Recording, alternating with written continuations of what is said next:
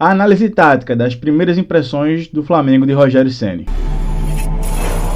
Fala pessoal, Rafa Marques Oliveira para mais um vídeo para vocês. No vídeo de hoje a gente vai ver o que é que já mudou e já houveram algumas mudanças do ponto de vista tático do Flamengo nas mãos do Rogério Ceni, né? Então a gente vai fazer uma análise, vai tentar mostrar para vocês, evidenciar para vocês aquilo que mudou na equipe do Flamengo com a chegada de Rogério Ceni. Ele não teve muito treino assim, ele teve, se eu não me engano, 1 ou 2 sessões de treino e já jogou, já estreou inclusive contra a equipe que ele é muito identificado, né? Contra a equipe do São Paulo, e ele já promoveu sim algumas mudanças no estilo, algumas mudanças no sistema, enfim, então vamos analisar isso aí.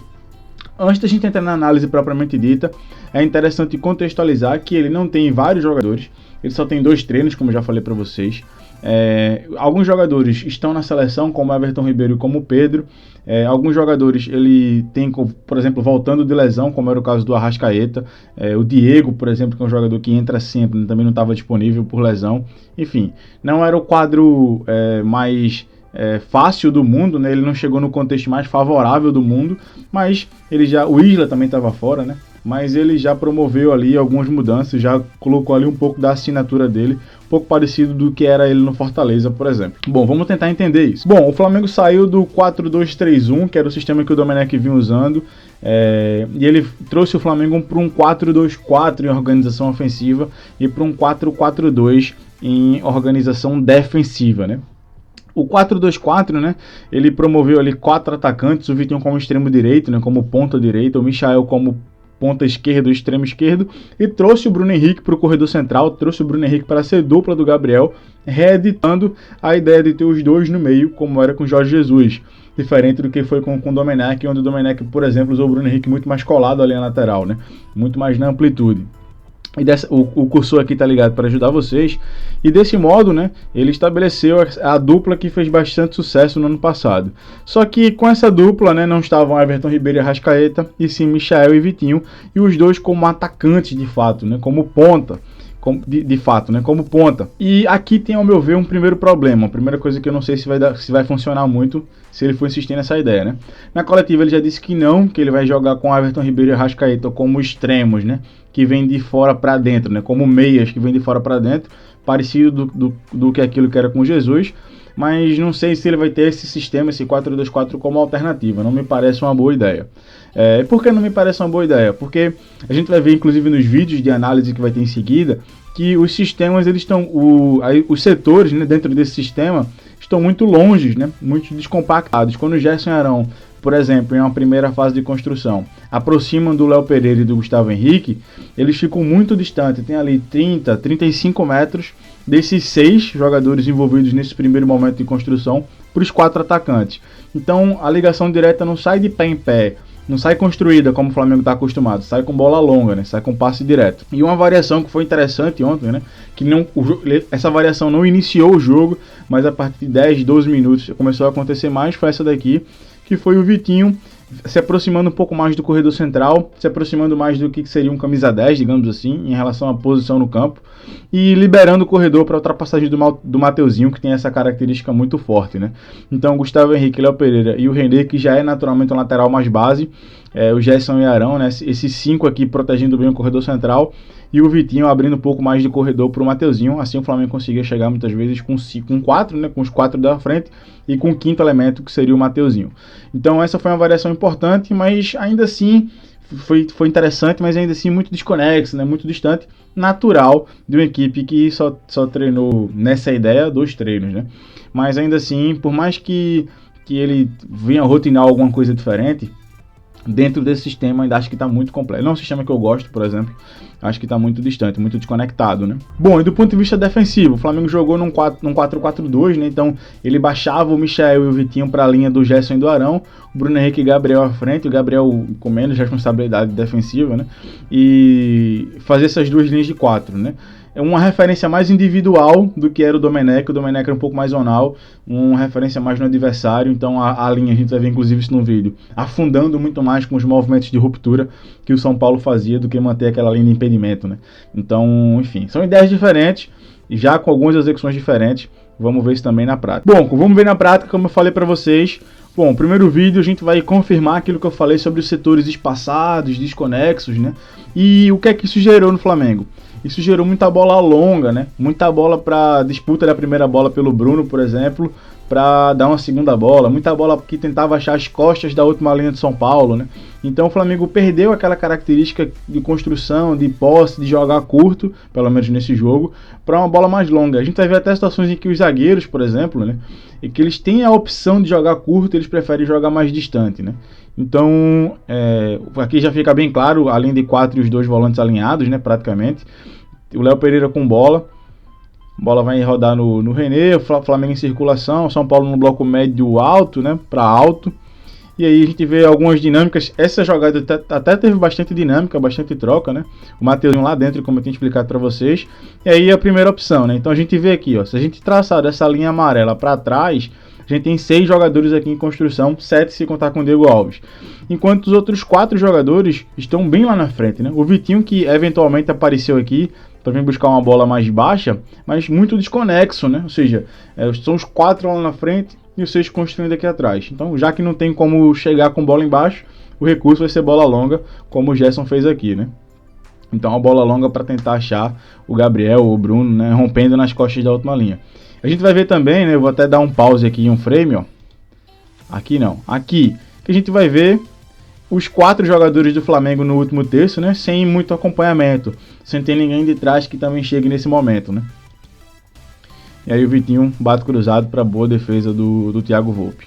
Bom, então fica aqui já a ideia dessa desconexão do Flamengo, lance aos 3 minutos por uma bola longa. E a gente tem a confirmação desse padrão, né? Quando a gente olha para o Flamengo, por exemplo, num outro lance, né? Esse lance já aos 6 minutos, a gente vê o Flamengo bola em primeira fase de construção, né? Então saindo para o jogo. E aqui mais uma vez a gente olha aqui bem, e tá bem desenhado os 6 aqui, ó. Então o René, o Gerson, o Ilharão, o Mateuzinho, o Gustavo Henrique e o Léo Pereira.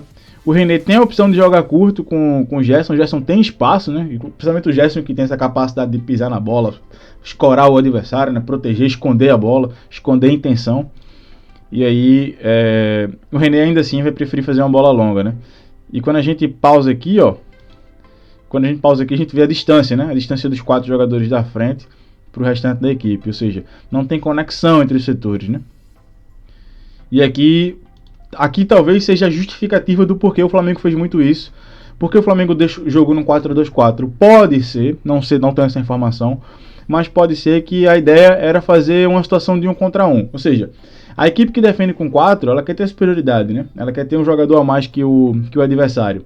E o Flamengo, nesse caso aqui, colocando 4 jogadores lá na frente, tirava a superioridade numérica, né? Então era o extremo de um lado, ou ponta, como quiser chamar, batendo com o lateral, os meus 2 atacantes batendo com os 2 zagueiros, e o ponta do outro lado, ou o extremo do outro lado, batendo com o lateral oposto. E aí nessa situação de 4 contra 4, talvez tenha passado pela cabeça da comissão fazer isso, né? De ter uma bola mais longa, uma bola mais para disputa, porque estava a situação de igualdade numérica, né? Mas não me pareceu que foi uma ideia que acabou sendo efetiva no jogo, apesar do Flamengo ter insistido muito nisso. Insistido tanto que eu trouxe até mais um outro exemplo de como o Léo Pereira, e esse aqui é muito óbvio, como o Léo Pereira tem a possibilidade de construir embaixo, de construir com passe. Ele tem essa linha de passe do René, que poderia achar o Arão depois, ele poderia jogar mais fácil no Gustavo Henrique, depois acharia o Matheus construiria por esse lado, e ainda assim, dentro da sua própria área, ele prefere fazer um passe bem longo, bem distante, tentando achar os 4 lá da frente, né? Então, bom, sinceramente, aí bola para a briga do Bruno Henrique, olha a distância mais uma vez, né? Então, sinceramente, não me agradou muito essa estratégia, não me pareceu que deu certo. E, enfim, nunca essa situação de atacar as costas da última linha acabou gerando alguma situação de perigo real, né? Não que eu me lembre, não que eu tenha achado aqui nas minhas análises. Bom, então quando é que o Flamengo foi efetivo de fato? Quando o Flamengo esteve num bloco mais alto, um pouco mais pressionante, não tão alto assim, mas porém impressionante, em transição ofensiva. Então quando o Flamengo recuperou bolas de São Paulo, como essa aí nessa altura do campo, o Flamengo já tinha jogadores preparados para atacar a profundidade, como foi nesse lance, aos 15 minutos, o jogo 0-0 ainda, que o Vitinho deu uma bola não tão gostosa pro Gabriel assim, né? Como assim não tão gostosa? O Gabriel até reclamou depois. Como assim não tão gostosas? Por causa disso aqui, ó. Porque a bola que entrou aqui, ó, a bola geralmente é um pouco mais na frente pro centroavante chegar só colocando para dentro, né? Então o Gabriel aqui acabou tendo que dominar, ajeitar o corpo, né? Ele até reclamou do Vitinho depois. Enfim, então quando é que o Flamengo foi perigoso? Quando ele roubou bolas nessa altura do campo, né? Como essa aqui também. Então, acho que até o Igor, né? Vai acabar perdendo a bola para o Bruno. Então o Flamengo recuperou a bola em zonas mais adiantadas, rápido para atacar a profundidade, rápido para ir direto à baliza adversária, como o Gabriel foi aqui agora. E deu uma boa defesa do Thiago. Então o Flamengo foi efetivo de fato, foi perigoso de fato no primeiro tempo, quando ele teve essas situações de transição ofensiva, de um contra-ataque rápido, roubando, recuperando a bola em relação ao São Paulo, né? Próximo já da baliza ao São Paulo, quando ele recuperava a bola já próximo da baliza adversária. Então um ponto positivo para o Rogério, né, no sentido da sua estreia, foi a intensidade das pressões que ele fez num bloco mais alto, né, como ele conseguiu recuperar bolas ali, recuperou alguns perigosos, a gente viu por exemplo duas. Ponto negativo, essa ideia de construção, uma construção mais longa, num passe mais distante, os setores dentro do sistema desconexos, né, 6 muito distante de 4, não foi efetivo, né? Não conseguiu ter sucesso nisso. Bom, e como o Flamengo se defendeu, né? Algo que era tão constante no trabalho do Domenech, era as críticas ao sistema defensivo, seja lá o que isso signifique, que eu acho que as críticas eram mais aos dois zagueiros, e a imprensa não sabia expressar isso muito bem, queria falar bonito, falava sistema defensivo. Enfim, como é que o Flamengo se portou, né, do ponto de vista defensivo? O Flamengo jogou muitas vezes num bloco um pouquinho, não foi um bloco baixo, mas foi um bloco um pouquinho mais baixo do que era com o Domenech. Com o Domenech era um bloco muito alto, muito subido, como era com Jesus também. Então o Flamengo jogou num bloco um pouquinho mais baixo, num 4-4-2, como já falei para vocês. Então aqui tem um exemplo, né? Então o Gabriel um pouco mais distante, um pouco menos comprometido com esse momento, até para ser uma opção de transição ofensiva também, de contra-ataque. Enquanto São Paulo circulava a bola, São Paulo tinha mais conforto nesse momento do jogo, né? E aí vem o primeiro aspecto, né, daquilo que eu falei no painel tático, em relação à marcação do Flamengo ser um pouco mais individualizada do que vinha sendo com o Domenech, por exemplo. Então o movimento de ruptura do Gabriel Sara, então olha como ele afunda a linha. E olha como ele, eu vou até voltar aqui para ficar bem evidente, né? Ele afunda a linha, ele consegue arrastar a linha com ele e ele gera esse espaço entre linhas aqui. Isso aqui é bastante perigoso. Se a gente for pensar do ponto de vista defensivo, isso aqui é bastante perigoso. A gente não quer que a equipe consiga ter bola nesse espaço, e o Flamengo pode sofrer com isso no futuro, então é algo a ter atenção, né? Vou dar o play aqui pra gente continuar. Bom, São Paulo construindo, como eu falei pra vocês, Flamengo num 4-4-2 compacto, mas fácil de ser arrastado, né? Fácil de ser atraído. Então aqui, olha como está compacto, mas essa compactação não quer dizer muita coisa, a distância não quer dizer muita coisa. O que importa é o quanto você consegue se manter naquele lugar, as suas referências, não ser atraído, não ser fixado, né? Então, bom, o Flamengo não teve tanto sucesso nisso, mas também não sofreu com isso, né? Também é um mérito. Então, a gente tá vendo aí uma recuperação da bola, né? E aqui fica bem evidente no 4-4-2. Aqui já dá para ver bem o 4-4-2, né? Aqui já dá para ver bem mesmo, né? A linha de 4 aqui no cantinho e a outra linha de 4, né? Se eu voltar aqui um pouco mais, ó, vai ter um detalhe daquilo que é a referência individual, que é o seguinte, né? Quando a gente olha para o início da posse do São Paulo, né? Nesse frame, a gente vai ver o Vitinho aqui, ó. E olha como ele some da tela, né? Como ele some do frame, né? Aí a tela vai andar e cadê o Vitinho? O Vitinho teoricamente numa marcação mais zonal, né? Mais com referência na bola, no espaço. Ele estaria aqui, mais estruturado, mas ele está acompanhando. Não dá para ver na câmera, né? Daria para ver na câmera aberta. Olha, ele volta a aparecer agora, né? Tá acompanhando ou o extremo, né? O ponto adversário ou o lateral adversário. Bom, isso aqui a gente já viu. Bom, e aí no segundo tempo o Rogério fez algumas alterações. A primeira dela, né? Bom, e aí no segundo tempo o Rogério fez alterações. Ele já voltou do intervalo com a Arrascaeta no lugar de Michael. E ele falou uma coisa no pós-jogo que eu não sei se condiz muito com aquilo que foi o jogo, né? Ele falou que em determinado momento ele precisou tirar o Gabriel do jogo para trazer o Arrascaeta para o corredor central, né? Para ser dupla, no caso foi do Vitinho, mas poderia ser do Bruno Henrique. Porque o Arrascaeta vinha de lesão, não estava com ritmo. E ele falou até em relação ao gol, né? Ele falou, poxa, um jogador que joga pelo lado, um extremo que joga pelo lado, ele tem que ter comprometimento defensivo até para situações no bloco mais baixo, né, numa linha mais baixa, mais próximo da sua própria baliza. E ele citou até o gol, né, que aconteceu, o Arrascaeta foi no lado do Arrascaeta e tal, como se fosse a justificativa do gol. O Arrascaeta está voltando de lesão e ainda está sem ritmo. do ponto de vista físico, né, em relação ao lado que saiu o gol.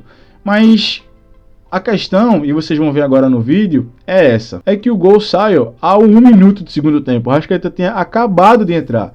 Então não tem essa do que ele está voltando de lesão. O Flamengo sofre um terceiro homem, como a gente chama, né, uma triangulação. Então a bola entra no corredor lateral no Juanfran, para depois achar dentro, nas costas do Gerson e do Arrascaeta. A linha está desequilibrada, está descompactada. O Arão poderia estar um pouquinho mais dentro, o Gerson poderia estar um pouquinho mais baixo. E o Arrascaeta poderia ter saído na pressão aqui um pouco mais. Então a bola vai, e é na frente do Rogério, inclusive, né? Então vai acontecer uma situação de triangulação. E aí, quando a bola entra em corredor central, aí o René sai pro desmarque, pra marcação, né? Para evitar que aconteça o desmarque. Mas aí já tem a famosa bola de coberta em corredor central com o Brenner, que esse aqui ele é fera demais fazendo isso.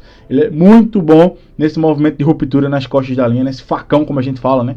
Atacar as costas da linha. E aqui tem o erro, se calhar, do Gustavo Henrique, né? Então, o Léo Pereira, que é o zagueiro logo após o René, ele está na postura correta, digamos assim, postura de cobertura, né? Joelhos fletidos, cabeça voltada para a bola, ombros voltados para a bola, né? Então, postura de expectativa que se o atleta conduzir um pouco mais na direção dele, ele vai para o desarme. Porém, o Gustavo Henrique, ele está completamente em pé, né? Ele está até voltado para a profundidade, mas ele está completamente em pé. Olha a diferença dos pés do Brenner, por exemplo, como quem vai atacar a profundidade, como quem vai arrancar, vai fazer um movimento de aceleração, para o Gustavo Henrique. O Gustavo Henrique está em pé, né? Olha o joelho como não está fletido, né? Olha como ele está quase que completamente em pé. E aqui ele já não é mais rápido que o Brenner.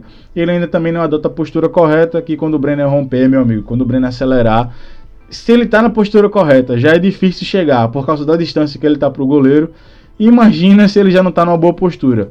Então por isso que o Brenner consegue sair tão na frente, né? Na bola metida, na boa bola metida nas costas da linha. Por isso que o Brenner chega tão na frente, ó. Olha a distância do Brenner para o Gustavo Henrique. E consegue chegar na cara do gol com o Diego Alves. E aqui tem um detalhe, né? A bola, o Brenner tem o primeiro contato com a bola antes da área, né? Vou até voltar aqui. O primeiro contato da bola é antes da área. Mas aqui tem uma questão, né? O Diego Alves não sai, né? Ah, Rafa, será que o goleiro tem que sair mesmo ou não? Não sou especialista em goleiro, mas uma das características que o Hugo Souza tem muito boa é esse time para sair controlando na profundidade e não deixar e tirar o ângulo do atleta que sai na cara do gol. Inclusive, quando ele entra no jogo, tem até uma situação como essa que ele consegue fazer. Eu não separei esse lance, mas quem viu o jogo viu, né? Que ele consegue fazer essa defesa. Então o Diego Alves, na minha opinião, poderia ter diminuído um pouco mais o raio de ação do Brenner. Correria o risco de ser driblado, correria o risco de uma cavada, mas tiraria um pouco do ângulo da finalização mais fácil, né? Que é chapar de um lado ou do outro, que é o que o Brenner fez. Então ele poderia ter diminuído um pouco essa distância, e aí o Brenner acerta o chute cruzado e abre o placar para o São Paulo, né? Bom, então na medida que o São Paulo fez o gol, praticamente na batida de centro, né? O Flamengo conseguiu o seu empate, né? Então, situação de construção do Flamengo. O Flamengo, e aqui vem a questão do jogar curto, né? Essa equipe tem jogadores com DNA de jogar curto. Então, quando há aproximação, né? Quando, por exemplo, quando o Vitinho sai lá da última linha, daqueles 4 separados que eu mostrei para vocês, e baixa um pouco mais, aqui sim ele consegue ajudar de fato a equipe do Flamengo, né? E aí ele vem, o Mateuzinho inteligentemente acha um passo nas costas, e aqui tem um detalhe interessante, ó. O jogador, acho que até o Luan, que estaria encaixado no Vitor, né, no Vitinho, ele sai pro Arão e o passe acaba saindo no Vitinho. E aí nesse momento aqui o Vitinho consegue acelerar e consegue fazer de fato uma construção, uma progressão, né? Acha o Arrascaeta tenta o passe de profundidade e não dá, sobra no Bruno, o Bruno serve o Gabriel. E o Gabriel, com a qualidade que a gente sabe que ele tem, bota pra dentro e empata o jogo pro Flamengo, né? Então, bom, essa equipe no gol mostra pro Rogério que é uma equipe de DNA de construção curta, de bola no pé, né, de uma construção mais elaborada. Essa construção nem foi tanto elaborada, mas poxa, já não foi essa bola longa direta nos atacantes, né? Então já é algo diferente, já mostra pro Rogério, cara, a nossa equipe no sentido dos jogadores, né, digamos assim, o nosso DNA é esse, né? E aqui, enquanto o jogo tava 1-1, vem talvez a escolha que eu mais discordo do Rogério no jogo, além da abordagem inicial, né, que é a entrada do Thiago Maia no lugar do Gabriel. Não sei qual era a condição física do Gabriel, mas talvez não o Thiago Maia como opção, né? Ainda tem o Lincoln no banco, por exemplo, que foi, ele trouxe o Thiago Maia para cá, né, para o corredor lateral, trocou o Bruno, ou seja, ele trouxe o Thiago Maia para o corredor lateral, colocou o Vitinho como dupla do Arrascaeta e trouxe o Bruno Henrique para cá. E ele deu justificativa na coletiva pós-jogo sobre o desgaste do Arrascaeta, de jogar ali. Não me pareceu também que a ideia de colocar o Bruno ali, que já estava desgastado também do jogo, fosse a melhor ideia, né? Então ele trouxe mais um volante que jogou pelo lado. Então Thiago Maia, Arão, Gerson e Bruno Henrique, Arrascaeta e Vitinho. E logo em seguida ele faz mais uma substituição, ele tira o Vitinho, logo em seguida não, depois de alguns minutos, né? Ele tira o Vitinho e põe o Pedro Rocha, e aí sim ele volta com o Bruno Henrique para o corredor central.